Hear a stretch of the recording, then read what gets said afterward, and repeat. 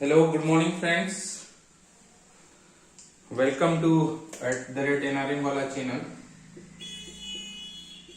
Friends,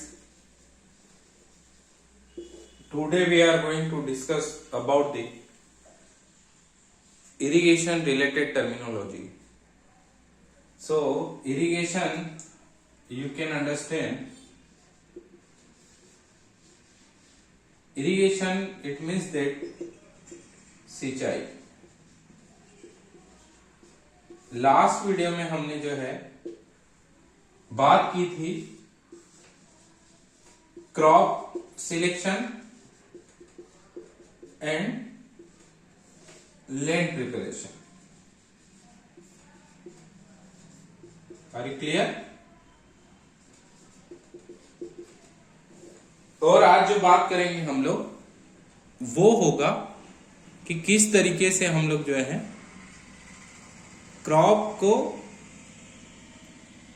sowing करने के बाद में उसको कितने प्रकार का इरिगेशन किया जाता है और वो इरिगेशन जो होता है वो कौन कौन सी टेक्निक्स के माध्यम से होता है।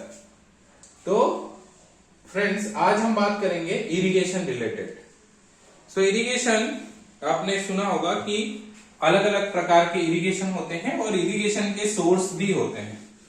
सोर्स यानी कि जिसको हम लोग बोलते हैं स्रोत। ये सोर्स होते हैं इरिगेशन के। आपने देखा होगा कि कोई फार्म है, वहां पर या तो ओपन वेल होगा, ओपन वेल इट मीन्स कुआं होगा, या फिर होगा बोरवेल, या होगा रिवर, रिवर से भी डायरेक्ट लोग पानी लेते हैं, या होगा ड्रेनेज, या होगा केनाल। केनाल में भी अलग अलग केनाल होती हैं, मेजर माइनर केनाल।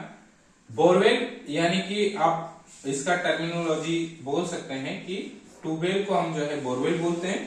रिवर मतलब नदी, ड्रेनेज मतलब नाला, और केनाल मतलब होता है नहर। तो ये आपको क्लियर होगा साथियों कि इतने प्रकार के जो है इरिगेशन के सोर्स होते हैं। अब ये जो है डिपेंड करता है कि कौन से टेक्नोलॉजी पर कौन सा सोर्स जो है डिपेंड करता है। अगर मैं कहूं कि MIS माइक्रो इरिगेशन सिस्टम क्या बोरवेल के लिए लायक है, तो हाँ, बट उसका जो हेड है वो कम होना चाहिए और उसमें जो है मोटर जो HP होता है वो ज्यादा होना चाहिए। मतलब उसका जो है फ्लो की बात करें हम लोग तो वो पानी का प्रेशर ज्यादा होना चाहिए, तब जाके हमारा इरिगेशन का MIS काम करेगा। तो बने रहिए इस वीडियो में अंत तक। अभी हम बात करने वाले हैं इरिगेशन की टेक्निक्स।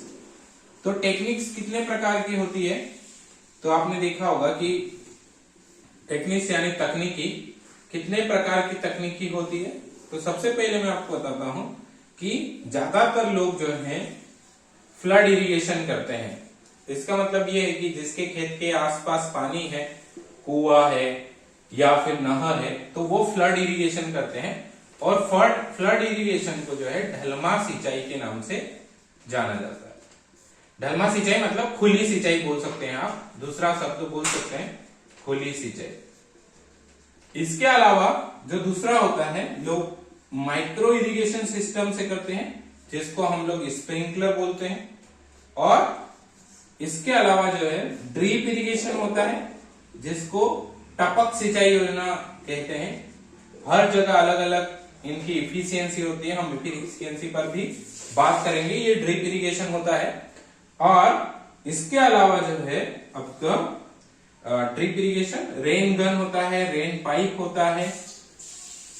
ये रेन गन ठीक उसी प्रकार से जिसको हम लोग हिंदी में बंदूक बोलते हैं, गन, उसी तरीके से एक रेन गन होती है जो ऐसे ही छोर पर लगी होती है और इस तरीके से घूमती है और पूरे जो है कुछ स्पेसिफिक एरिया को कवर करती है। इसकी जो जैसे स्प्रिंकलर की बात करेंगे तो अलग अलग प्रकार के होते हैं। पाइप मतलब 5 नोजल 30 पाइप पर एकड़ के लिए। फिर इसके बाद में 3 नोजल 18 पाइप में भी काम हो जाता है। तो इस तरीके से अलग अलग इसका जो है सिस्टम बनाया गया है। अभी हम बात कर रहे हैं कि 5 पाइप 30 नोजल और ड्रिप इरिगेशन जिसको हम लोग जो है टपक सिंचाई योजना भी बोलते हैं। ये टपक सिंचाई योजना है या बूंद सिंचाई योजना है।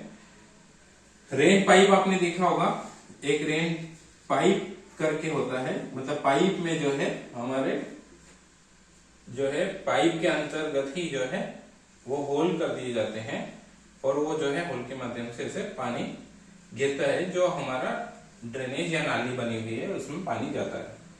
अब मुद्दा ये है कि कौन सी सिंचाई हमको करना चाहिए और कौन सी नहीं करना चाहिए। तो दोस्तों आप जानते हैं कि आजकल जो है पानी का काफी सारा क्राइसिस आ रहा है। स्कार्सिटी, वाटर स्कार्सिटी की बात करें, मतलब पानी की कमी की बात करें तो बहुत ज्यादा होने वाली है। आपने देखा भी होगा कि कई राज्य या कई जिले जो हैं वो सूखे घोषित होने लगे हैं। तो हमें जो है कौन सी इरिगेशन को यूज करना चाहिए, तो उसके लिए होगी इफिशियंसी की बात। इफिशियंसी बोले तो उसकी दक्षता की बात होगी। अभी दक्षता के लिए हम जब जाएंगे तो अलग अलग दक्षता होगा। इसका मतलब लगभग 25 to 30% इफिशियंसी है। 25 से 30% की इफिशियंसी की अगर हम बात करते हैं तो इसका मतलब होता है कि अगर आपके पास में 100 लीटर पानी है तो वो आपके काम का केवल 25 से 30 लीटर पानी ही इफिशियंसी के काम का। दूसरा, अगर एमआईएस की बात करते हैं तो एमआईएस में क्या होता है कि आपका जो है इफिशियंसी होता है 60 to 65%। इससे बेहतर कौन सा है? एमआईएस। एमआईएस से भी बेहतर होता है आपका 70 to 75% में ड्रिप।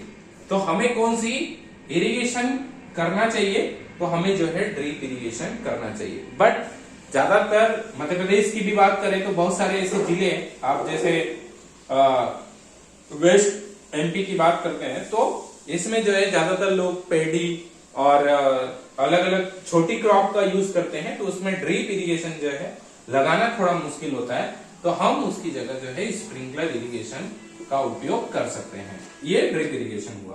तो ये इफिशियंसी होती है और इसको जो है हमें हमेशा ध्यान में रखना चाहिए कि किस तरीके से इफिशियंसी का मतलब होता है। और ये टर्मिनोलॉजी मैंने आपको आज सिखाई कि कौन कौन सी होती है। आपका इरिगेशन के अलग अलग टाइप होते हैं। सोर्स ऑफ इरिगेशन होते हैं जिसमें आपका वेल हो गया, ट्यूबवेल हो गया, रिवर हो गई, केनाल हो गया, और इसके अलावा भी ड्रेनेज से भी हम लोग पानी लेते हैं। कुछ फार्म पॉन्ड होते हैं, कुछ लेक होती है जिसको हम झील बोलते हैं, और इसके अलावा भी बहुत सारे ऐसे सोर्सेस होते हैं जिसको हम लोग अर्धन चेक डैम बोल सकते हैं, चेक डैम बोल सकते हैं। तो अलग अलग इरिगेशन के सोर्स होते हैं और ये उनकी टर्मिनोलॉजी है। एंड देन हम लोग उसके बाद में जो इरिगेशन करते हैं, जो सिंचाई करते हैं, उसकी भी अलग अलग टेक्निक्स है। हर एक क्रॉप के लिए अलग अलग इरिगेशन टेक्निक्स काम में आती है। बट हमें जो है we should be avoid the flood irrigation. हमें ये फ्लड इरिगेशन को जो है अवॉइड कर देना चाहिए, क्योंकि due to the flood irrigation major जो हार्म होता है, जो वेस्टेज होता है, वो वेस्टेजेस ऑफ पानी जो वाटर है वो ज्यादातर होता है ये फ्लड इरिगेशन में। तो दोस्तों उम्मीद करता हूं कि आपको ये मेरा वीडियो अच्छा लगा होगा। Please like, share and subscribe करें और बने रहिए मेरे एनआरएम वाला चैनल के साथ।